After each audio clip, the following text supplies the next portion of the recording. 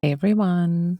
Okay, so this week's episode, I want to go over what it is like to feel like a medium and to go over all the clairs and what those mean. So that way you can tell in your own perception if you're having any of these. Okay, so first we're going to start simply with the fact of when I came into knowing certain things as a massage therapist that I've been doing massage for such a long time.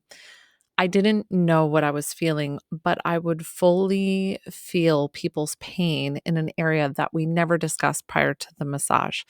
So, say I was working on them and their right knee, and my right knee started to hurt. And I might not even be working on their right knee, but my right knee is hurting.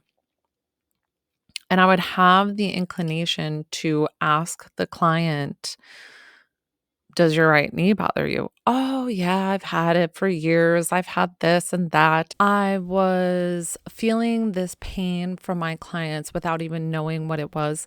I kept calling it sympathetic nerve pain. I didn't know what it was. So, come to find out, I've been to mediums at the time or whoever I would visit, and they would explain to me, "You're an empath."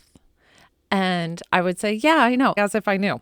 No, I had no idea what an empath was. So, an empathic person can have different variations. The empathic person that I am, I fully take on what somebody is feeling emotionally, physically. Sorry, I keep bumping my mic. Emotionally, physically. And I take it on as my own without understanding if it's mine or not.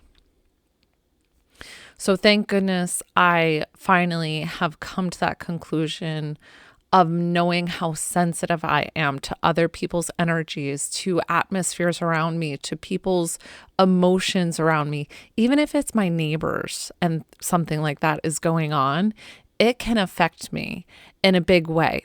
So when you're having emotions that come on strongly out of nowhere, this is totally normal, and you are probably feeling somebody else's energy that you need to ask yourself, is this my energy or is this somebody else's? If this is not for my highest good, then I need to let this energy go. And you should feel it lift from your body if it is not serving you or not doing any good for you.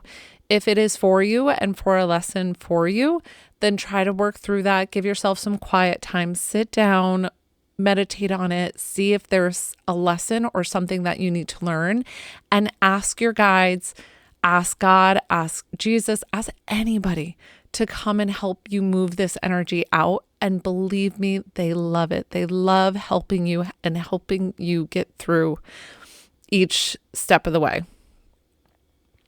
Okay, so let's go over, being empathic and having lots of people are an empath and don't know it. So people who are empaths too have trouble going out into big crowds. For some reason, I've never had trouble with that. And I think that's a life lesson that I've learned maybe and already processed through in another lifetime, because honestly, I still get stage fright. I still get public speaking makes me nervous, even if it's a small group of people, like a room of 10 people, and I'll still be sweating bullets, like dry throat, choking on my words. But I've really become more comfortable in my own skin and being able to be comfortable in speaking in front of people. Now I can speak in front of maybe 100 or more and be pretty comfortable at it. So I'm so grateful that I've moved through some of that energy. These are all lessons. These are all things that we need to process and keep working through it. I'm so proud of you for just even acknowledging, and even your guides are so proud of you for acknowledging and understanding who you are at the soul level. If you're empathic, if you're sensitive, if you're having these things happen to you. Let's go into all the clairs of what it's like. So that way, if you're having any of these and if you are indeed a medium, and we can go to, I want you to understand what a medium is and what a psychic is. So I label myself as a psychic medium because I'm both, because most people who are mediums tend to are able to be psychic as well, but not all psychics can be mediums. So I'll further explain.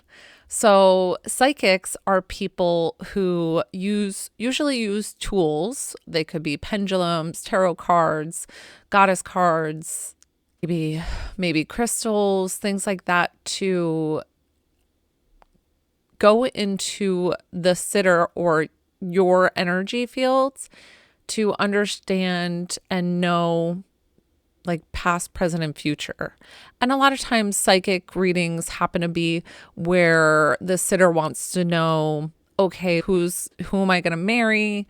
What's my career look like? Am I moving? So those things are happening in this lifetime, and they're able to read and sense off of your own energy and kind of get that path and lined up for you. Okay. So then as a medium, on the other hand, is somebody who connects with people who have passed over, people who have died.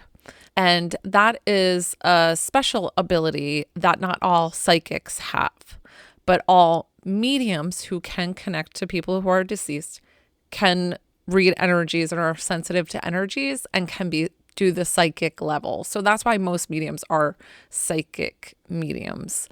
It's just if they choose to do psychic readings as well as mediumship readings. I do both because I find that people want a lot of guidance. I find that people want to know, am I making the right choice with this move? Am I making the right choice with whatever it is? So I find that just naturally comes into mediumship readings. And for me, when I'm doing readings, I'll just lean into their loved ones that I'm asking to gently guide them of where they're supposed to go, the questions that they have, instead of just using my psychic abilities to pull that information. So that way it comes from a loving source. And I feel like on the other side, they know so much more than we do. They're just so knowledgeable of everything going on all in the universe. And so I lean on them a lot when I try to ask questions for my sitters, understanding like future questions of what's going on. Okay, so let's go into the clairs. There's clairvoyance, clairaudience, clairsentience. I'm going to explain all these. I'm just going over them. I'm reading a list too. Claircognizance, if I'm saying this wrong, I apologize. Clairalience, clairgustance, clairtangency, and so clairvoyance. Clairvoyance is through the third eye, which all psychics and all mediums tap into. And if you tend to have tingling, vibrating there, I bet you're clairvoyant and you didn't even know it. If you have even if you get a lot of like tension headaches and they come in, you're clairvoyant, and you're just, when you get a negative thing in an area where it's not open and activated, it's going to give you like headaches. It's going to give you the negative tension because you're fighting that. Have you ever thought of that? So clear seeing, so it's visions, images, and symbols through the mind's eye. This is my strongest way. I'm not speaking for all mediums, but this is my strongest way to communicate with spirit when I'm channeling and doing a reading for somebody. Clairaudience. So clear hearing is the inner or outer ear of hearing the words or sounds, music or voices. Really, when you're clairaudient, for most mediums, and they don't know this, that it's actually, you're hearing things not externally most of the time. Sometimes it can happen that way, but most of the time it's in your mind, and it's in your own mind's voice. That flabbergasted me in the beginning because I did not realize that spirit talks to you in your own mind's voice. Like, it makes so much sense now that you know it. But when, like, you would think that it would come through as a raspy old man who wants to connect with their granddaughter or whoever it might be. And you think that they would come through in that voice. And sometimes you get the sense of what their voice would sound like, but it is in your own mind's voice. So, clairaudient, so you are not crazy and you are definitely hearing.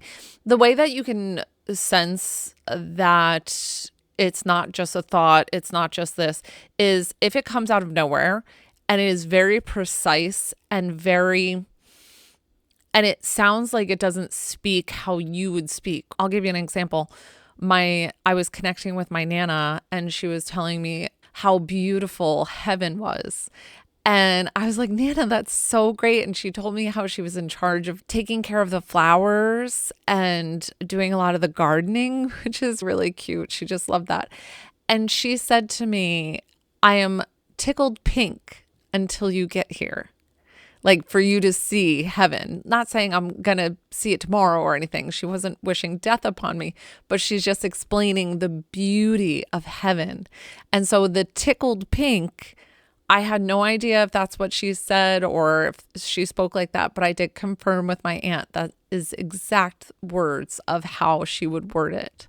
So I was really excited to get that confirmation, because when you get things like that, getting the confirmation not only helps you realize that you're connecting, but it gives you that validation and that comforting feeling like, okay, I am actually connecting with spirit. This is amazing. Okay, clairsentience. That is the clear feeling others' emotions, energies, and physical sensation. So clairsentience works with all the clairs at the same time, because you get that like download of, okay, exactly like I was saying with my Nana, that she was tickled pink. I could feel that emotion at the same time that she's telling me. And I'm getting this elated feeling and knowing that what she wants to portray and how she wants to tell me how beautiful heaven is. So that was really spectacular. And I get that very often. Spirit will make me cry. Spirit will make me laugh. And as for my sitters too, it does the same exact thing. So it goes across all of us because we're all connected. Clairalience, clear smelling, sensing odors not physically present. So have you ever walked into a room and you smell smoke and, a cigarette or something, or pipe tobacco, and you're thinking nobody's around and nobody's smoking. There's no windows open. There's no doors, but you just get that whiff. And I've had that happen to me multiple times. And it totally is when you're not thinking, you're on like go mode and it just happens. And that's spirit just trying to get your attention. And really, people always think, why are they contacting me? Am I in trouble? Am I going to die? Is it going to be this negative? Never. They are always just popping in to say how much they love you and support you. And sometimes it's just, if you're thinking of something, they're supporting that thought, because your thoughts are pretty much what lead your life here. Be aware of what you were just thinking of. But if you were just absent-mindedly just walking into a room, not thinking of anything, it's just them sending their love. Clairgustance, clear tasting something without eating or drinking it. So I very rarely have had clairgustance. It doesn't happen to me often, but I have had it. And even right now, I just thought of a banana and I feel like I can taste the banana and like the texture on my tongue. And that's interesting. I don't know why that came into play. Banana, like specifically bananas and then banana pudding. If you've ever had banana pudding, it's divine. And it's like velvety and smooth. And then with the wafers and it's so good. Okay, clear tasting. It's not one of the things that come up all that often, but exactly like I'm describing the banana pudding, I can still taste it there. So it's just something that I think if I will it, it will happen. But it's not one that I lean into most often, probably because I feel like spirit knows the way to communicate with me. They know how I operate and the best ways to communicate with me. And they know that my clairvoyance is going to be my strongest. And then my clairsentience being the clear feeling. Those are my two that pretty much run the show for my mediumship readings. So clairtangency, often called psychometry, clear touching. So that's when you're receiving information when you hold an object. So you touch the object and you get a download of a person, place, thing, the event that happened with this, the emotions felt with this object. I don't know if I've used that. I definitely have played with it, but it's not, again, something that I use with my daily practice. But I think it's definitely something that I could lean into and do more of. I definitely, when I go into, I love going antique shopping. I live in Georgia, and Georgia is well known for like our antique stores. They love antique stores. And I go in and I always feel a bit dizzy in antique stores. And I always thought, this is so silly. I knew I was a medium, and I always got dizzy, and I thought it was because there was so much stuff to look at, like looking down, looking up, looking this and that. And I always thought it was just too much stuff. And it really was the fact that I'm feeling all of the energies and it's overwhelming for me. But I still love to go to antique stores. And I definitely, now I really try to guard my energy before going in. And I always ask an object, since it's been previously owned by someone, you always want to hold the object and make sure that it has a good feeling. It wants to come home with you. Things like that, because I've had other instances where I've taken things home that were secondhand and they had dark energies with it. And the way that you get rid of it is, my mother-in-law helped me. She's bag it up, throw it out, cleanse the house with the brand new batteries in it. She said, I don't care. Throw it away. Nobody else is going to get that energy. And then you clear the house. And she was right, because it really was something that had a very negative energy with it. And I really had to clear the space and cleanse it. And then it was gone. It was gone like that. So I was so grateful that I was able to move that energy out, because that was the situation. Okay. So those are all the clairs. And I wanted you to know each separate how they work, because if you are experiencing these yourself, know that you are not crazy, and know that it's just, you have to sit and listen quietly to understand if somebody is trying to reach out and communicate with you, because that's how I came into my whole gifts. I started having vibrating tingling in the back of my head. And I believe I explained this on my first episode, that I called it being hit by psychic lightning, where just one day it came on, and then from there it just snowballed. So if you get tons of tinglies, tons of vibrating tingling and goosebumps and you can't explain it, that's always spirit. Spirit is with you and just lifting your vibration, making you feel good or nudging you in the right direction. So be aware of those. And I'm so glad that I'm here for your journey and here to help you and have you step into your own power of coming into either being a psychic or a medium, or just enjoying listening to somebody else do it. I'm so grateful that you're here. And so thank you for listening to this week's podcast. I hope you had a little takeaway from it. And as always, I want to send you love and light.